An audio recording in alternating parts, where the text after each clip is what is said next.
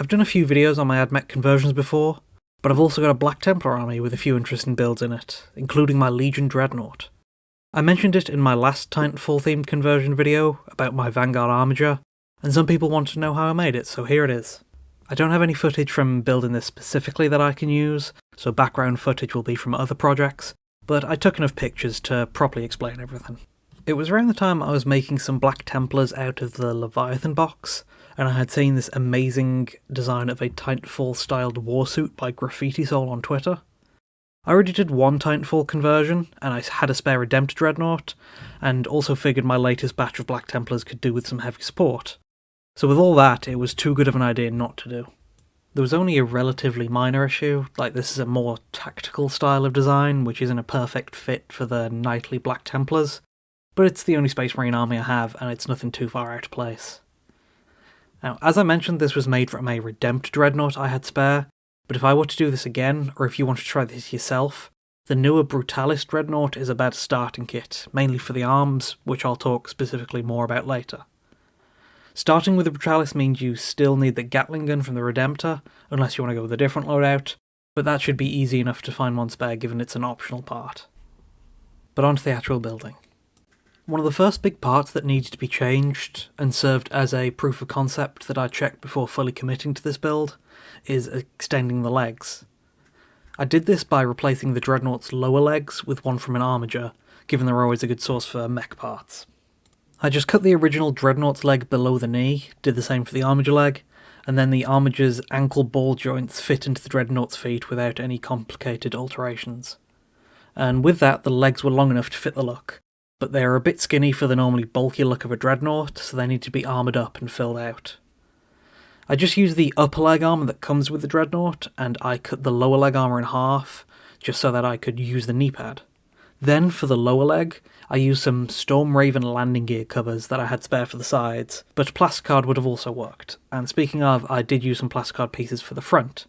Then I used the other half of the Dreadnought lower leg armour that I cut the knee pad from, and used that as a kind of shin cuff. And I also built out the feet a little using foot pads from an Onager Dooncrawler. Then for a few details on the legs, I used plasticard and whatever other spare bits I had to hand. Dooncrawler foot supports and Skitarii gun parts for the feet, smaller plasticard rectangles for the lower shin, and Armiger calf cylinders for the top of the lower leg. And with an Armiger waist extender printed bit, I moved on to the upper body. The first step was to fill in the exposed coffin area. I used plasticard for most of it, which was melted a little at the join with plastic glue, then filed and sanded for a smooth corner, and I used green stuff wires to fill in the sides. I turned the chest gun into bolters using some spare Stormhawk bolt parts and ammo boxes from a Dune Rider. Also from the Stormhawk is the camera piece that I cut the back of to glue onto the chest to become the Dreadnought's eyes. I also purposefully left off some of the original side chest and shoulder armour plates of the Dreadnought, as it helps emphasise the central column of the chest, which is a part of the Legion Titan's look. Then a big feature from the original Titan that I included is the back vents, which started with extending the back part of the Dreadnought out with some sprue pieces to have a solid place to build on. For the vents themselves, I used the weapon pods from a Stormhawk, but to actually make them into vents, I used the same trick I did with my BT Armiger vents, which is imprinting a vent grill style pattern onto green stuff, using a part from my Green Stuff World wire roll maker, and just cutting that to fit in the front of the weapons pods. To fill the space between the back vents, I glued together the Dreadnought chest missile optional parts to the front of a box-shaped piece that I got from a Dooncrawler missile box. Then, to add some detail to the chest area, I used some vehicle grenade launch pieces from a Rhino, some other spare piece from the Storm Talon, and what I think is a gun barrel from an Aeronautica Imperialis turret as an antenna.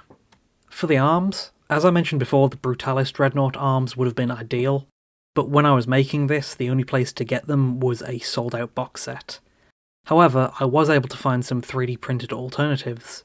The POH Combat Big Robot Armour Upgrade Kit by the Custom Bit. I didn't make many changes to these, as resin is harder to work with than plastic, which is why I prefer using existing plastic parts when I can. I just attached the Redemptor's Gatling to the arm by pinning it, which is drilling a small hole in both parts to superglue in some thin wire for a secure connection. And that finished the main building of the model. I used most of the same paint recipes as I did for the rest of my Black Templars, so if you're looking for how I paint those, this should mostly work too. As I usually do, I started with a spray can prime of Chaos Black, and dry brushed on the biggest parts I could get away with. The only extra thing I do for my Black Templars is if the shoulders are detachable, which they are on this model, I spray paint those separately with a white to make painting them easier. For the black armour, I dry brushed on a few layers of blacks and greys to build up some basic shading and simple highlights. Firstly, a heavy dry brush all over of a black slightly brighter than the primer, Corvus Black, then a lighter dry brush of Eshin Grey, more focused on the upper facing surfaces and edges, then a light dry brush of Dawnstone specifically around the upper edges to highlight it. Then, since this is a big enough model, I was able to dry brush some of the larger areas of the exposed machinery and joints with Leadbelcher, which I followed up with hand painting any remaining metal parts, like anywhere the dry brush was too patchy, and all the smaller metal parts. Then for any weapon casings and the missiles, I used Corn Red, and for the shoulders, they were initially primed with White Scar, as it has good coverage and makes for a great starting point for bright colours. I followed it up with the off-white paint Wraithbone. For the smaller parts and details, I used Balthazar Gold to pick out metallic details. Then I used Corn Red, Cabalite Green, Balthazar Gold, and Black Templar Contrast for the wires. For optics, weapon sights, and screens, I initially painted them white, then went over them with either Aethematic Blue, Corandras Green, or Magmadroth Flame Orange contrast paints, as they give a nice simple light effect.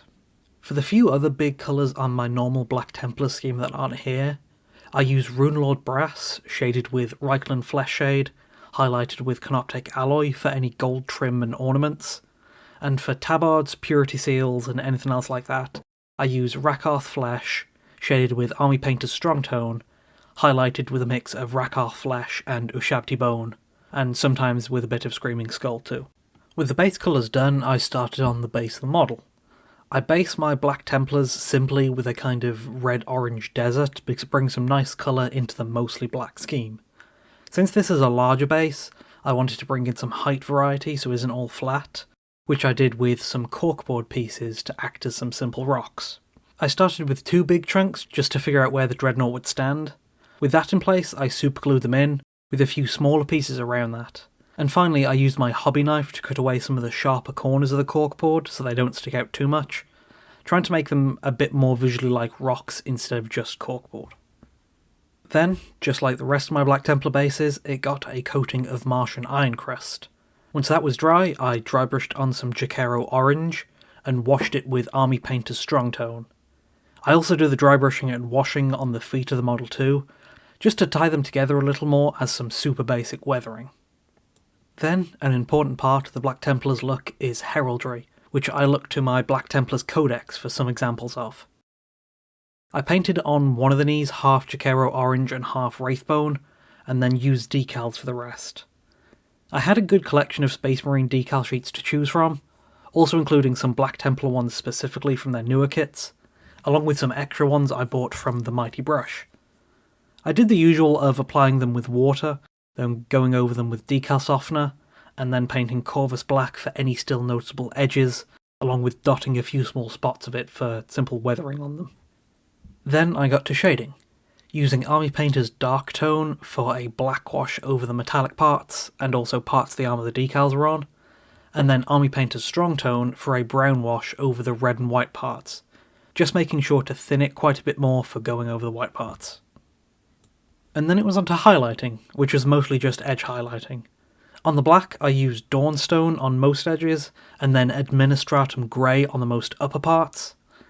I used Wazdaka Red and Evil Sun Scarlet on the red parts, Ironhand Silver on the metal parts, as well as all the rivets on the armour. And I just highlighted the white of the shoulders with the original Wraithbone.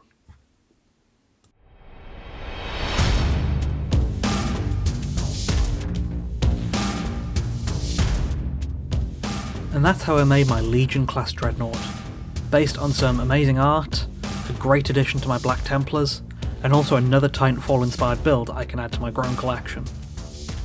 Thanks for watching, consider liking and subscribing if you found this worthwhile, as I also have another Titanfall conversion in the works if you're interested.